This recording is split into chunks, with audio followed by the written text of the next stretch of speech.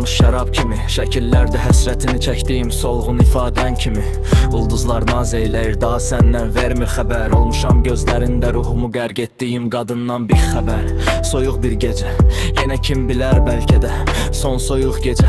Axtarır gözüm səni, qəlbim deyir hardasan yenə. Hatirələr deyir səncə, girəcəksən yenə o qapıdan içəri məncə. Məncə o hamar saçını və hərarətli baxışını, tərabətli qoxunu duyacaq yenə bu qəlb. Dalaşacağıq, barışacağıq, amma bu bəxt varsa məndə nə qədər o qədər. Barışmalı olacam səninlə taleyə qədər. Amma nə təəssüf ki bir vaxtlar söz vermişdi, qatar yolundakı səninlə ölənə qədər, sonuna qədər, o soyuq qara torpağa qədər. Acı ilə qoxu, təlaş və göz yaşı ilə nəfəs almağa başladığımız bu dünyada səni tapmışkən istəmərəm gedim başqa yana. Sən mənimsən, mənim olmalısan, mənimlə olmalısan.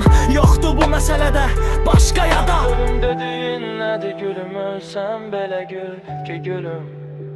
Gözəl gülüm, gül ki gülüm. Bu aralar soyuqluq girməyə başladı sənlə mənim arama. Amma qoyma gülüm girsin aramıza boranlar. Yoxsa bütün bunlara dözə bilməyi bulduzlar ağlar.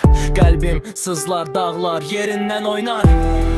Bir gün anlayacaqsan məni, o günün gec olmaması ümidilə.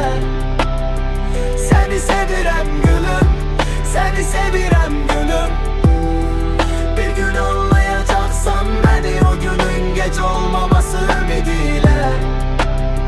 Səni sevirəm gülüm, səni sevirəm gülüm.